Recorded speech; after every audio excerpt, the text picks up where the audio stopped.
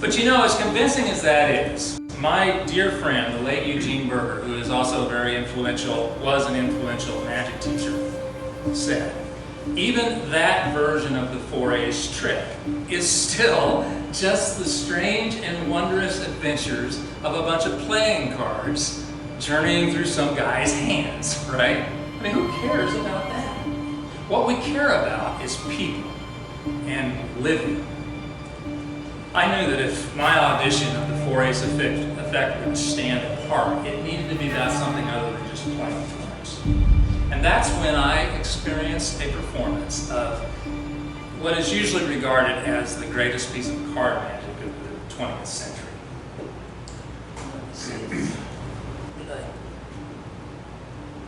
Oh, here it is. Okay, no, here it is. This one. This one. Earlier in my career, I had the privilege of traveling in Latin America. I think we can all relate to it. We all worked for the same company. Yeah. Open business in Latin America. On this particular occasion, I was in Ecuador, in the capital city of Quito. My friend and I, my partner and I, when our day was done, we had dinner at a tavern up north of town. We chose to go north of town because we were tired of the hubbub in the downtown Quito area. So we'd had a few drinks, and a man came up to us and started talking to us. He said that his name was Eduardo, and he was a native of Quito. He lived there his entire life. He told us that we were sitting in an exceptionally complicated position, and he wanted to explain why. He gave each of us some cards, and he invited us to mix them up. Please. We've been invited to mix those cards up. And then, once you've mixed them up, please take one of them without looking at it. Hold it face down and use your imagination. If you think that that card is a heart or a diamond, then you will lay it next to the red poker chip. If you think it is a spade or a club, you will lay it next to the black poker chip. Go ahead, what do you think? Okay? Try it with the next card. Whatever you think. Follow your intuition. And the next card. Make a little stack. Keep going until... Okay, I can see that. Keep going until your hands are empty.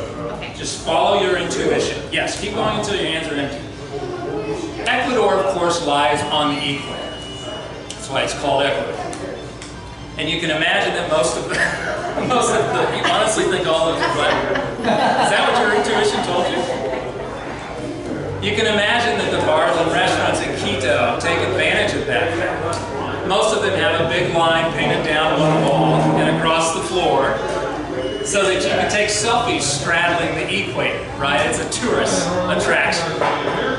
Well, Eduardo told us that we had been very wise to choose this particular restaurant because unlike those tourist traps downtown, this restaurant is on the equator. In fact, this very table is on the equator.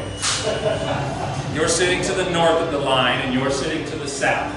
You are separated by mere inches, and yet it makes all the difference in the world. He wanted to explain why that was the case. Now, would you do the same thing, Nikki? We're just going to carry these cards across the line. Hands full there, yeah. And then switch the poker chips too. Carry those across the equator as well. Thank you, Tom. You kicked in. That's good. Now, according to Eduardo, being so close to the equator tends to sharpen one's intuition. And if that's true, then the cards that you thought were red ought to be diamonds and hearts. Look at that, Nikki. Wow. That's incredible. Look what... you missed a couple, but look at that. The rest, you missed 3. The rest of those are red. Tom, I wonder if you guessed right. Given your one chance to... You nailed it. You nailed it. We were sitting there slack-jawed too, just like Tom is. Eduardo stood to walk away, and he turned around and he said, "My friends, welcome to Quito." Oh my gosh. Yes. Woo. Thank you. Thank you. Very good. Thank you. Usually we have to take a second to breathe in what's just happened. I'm not sure whether Tom was breathing anyway, so that's